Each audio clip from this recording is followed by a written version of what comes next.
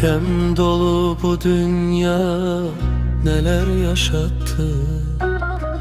Görmedim uşaqlığımı böyüttü keder. Mən hələ uşaqkən çəkdim acını. Gənc ata tabutun aldım çiynimə. Bundan ağır yük var mı görəsən?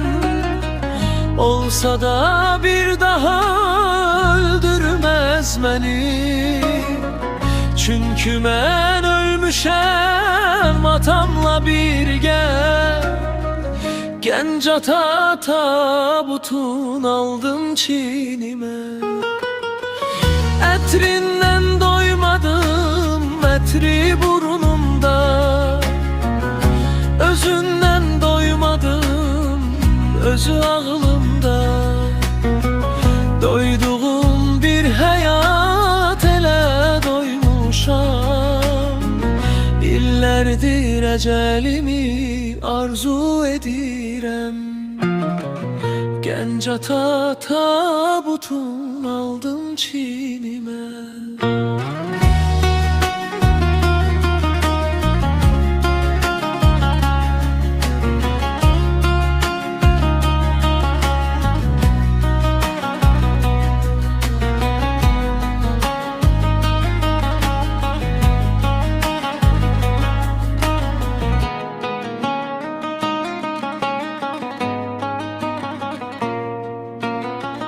Arzumdur bu yükü çekmesin heç kəs. O yükün açısı bir ömür keder.